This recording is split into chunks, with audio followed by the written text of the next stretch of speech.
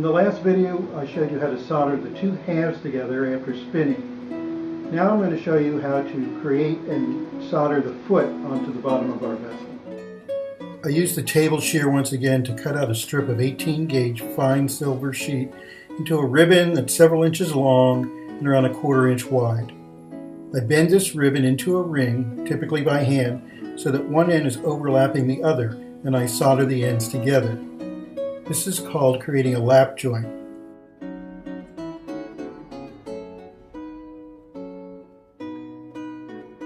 Once the solder is cooled down, I place the foot on an anvil and hammer the joint out until it's even with the rest, and then I file away any excess.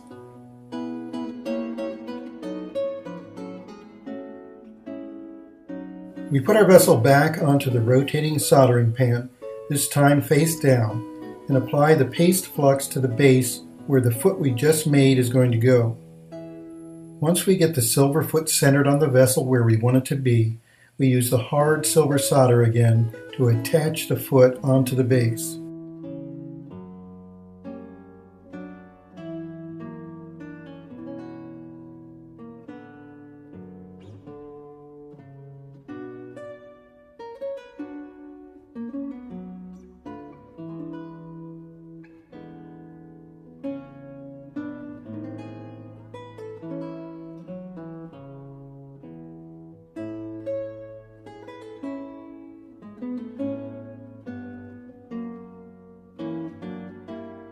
Quench and pickle the vessel, and next we're ready to start coating it with enamel.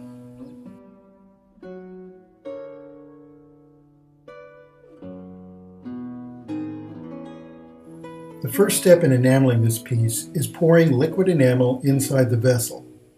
We need a coating of the liquid enamel on the inside because it helps control the expansion and contraction of the glass enamel we will be putting on the outside, which I will get to more in part 6.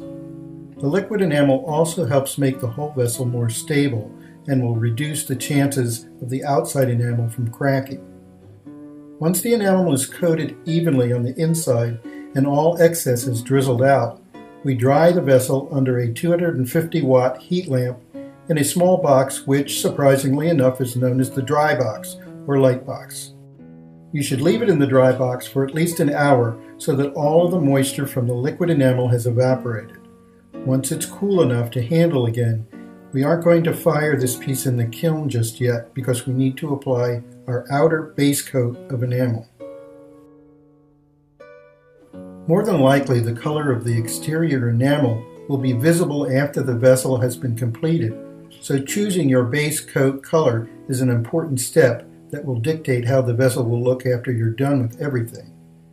It should be an enamel that is opaque and fits with the theme of the vessel, and for this piece, I'm creating a feather-themed design with a dark blue color because I want this piece to resemble the colors of the feather of a blue jay. To apply the exterior coats, we will need an airbrush, which we'll use to spray our vessel with a solution of 1 part distilled water and 3 parts clear fire. Clear fire is a holding agent that is designed to use with enamel, and you can buy it from any major enamel supplier. I am going to be using a sifting tool to apply the powdered enamel onto the vessel, as it is being held by a tool that I made myself. It has no name, but it is essentially a pair of special wooden tongs that go inside the mouth of the piece, and I use a wooden wedge to clamp the tongs onto the inner lip of the vessel. This keeps the vessel from moving around and prevents my fingers from ruining the delicate dust of enamel as it is being applied. This tool is especially useful when transferring the vessel onto the wire rack.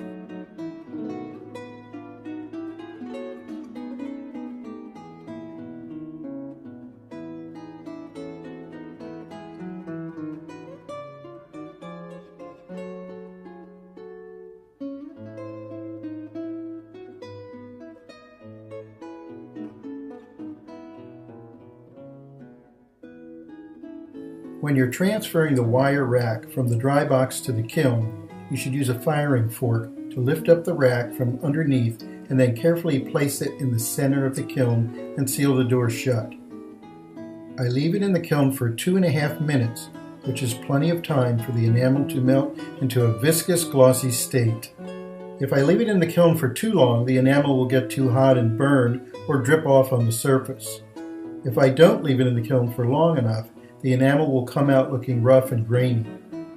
Once removing our vessel from the kiln, leave it alone for at least 10 minutes before handling it again. In the next video, I'm going to explain applying silver foil over the vase coat and setting the silver cloisonné wire onto the vessel's surface.